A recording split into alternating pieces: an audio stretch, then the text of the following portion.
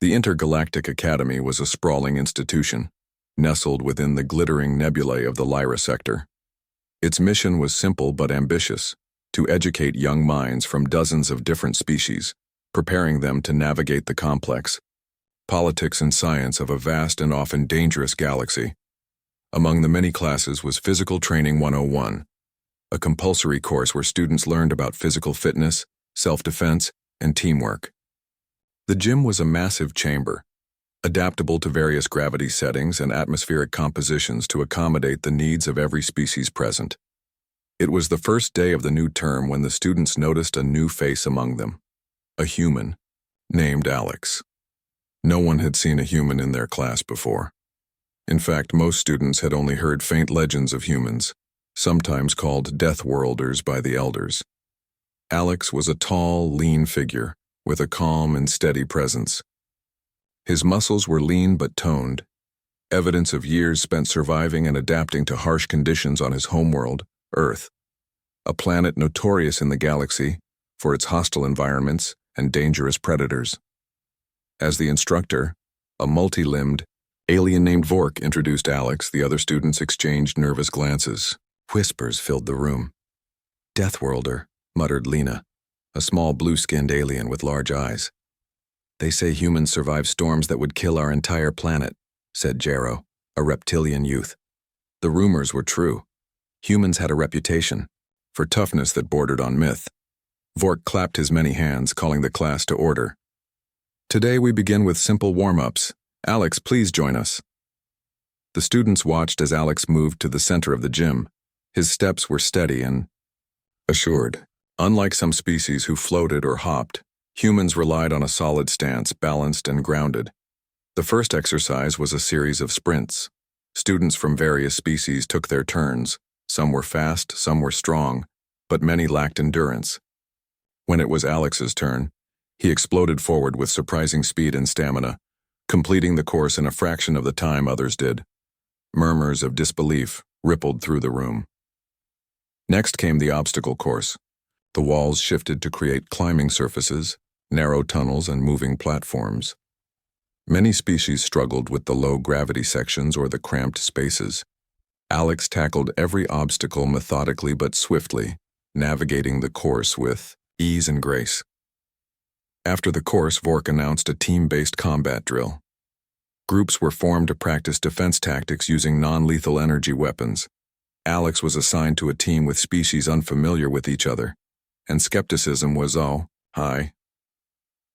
When the drill began, the opposing team attacked aggressively. Alex moved fluidly, anticipating moves, defending teammates and striking precise counterattacks. His reactions were sharp, his strategy intuitive. Gradually, his teammates began to relax, gaining confidence from his example. One of his teammates, a young female named Mira from the aquatic Vintar species, whispered, "He's like a force of nature." The drills ended with a unanimous vote for Alex to be the team leader for the next exercise. The day wore on, and what had begun as fear and uncertainty shifted into admiration. The students had underestimated the humans' resilience and skill. Between exercises, Alex shared stories of Earth, of surviving in deserts, jungles, and frozen tundras, of facing storms that could shred buildings and creatures that hunted relentlessly. His tales captivated the students, offering glimpses into a world harsh and unforgiving where survival depended on wit, endurance, and willpower. Lena, once fearful, approached Alex during a break. "Why do you push yourself so hard? Don't you get tired?" Alex smiled, a quiet strength in his eyes. "On Earth, every day was a challenge. You learn to keep going because stopping means giving up. I'm not here to be better than anyone. I'm here to learn, to grow, and to show that no matter where you come from, strength comes in many forms." The next day, the gym welcomed Alex with a new energy. Students who had been wary now sought to train alongside him, eager to learn from his example. Even Vork, the instructor, nodded approvingly. "You have brought something unique here, Alex. Not just strength, but a spirit that inspires." Weeks passed. The alien students' physical abilities improved noticeably. They developed endurance, balance, and resilience that matched or exceeded their previous limits. The final test was a simulated survival exercise on a Deathworld environment within the Academy's virtual reality dome, a place designed to replicate hostile conditions, from toxic atmospheres to predator-filled jungles. As the exercise began, many students faltered, overwhelmed by the challenges.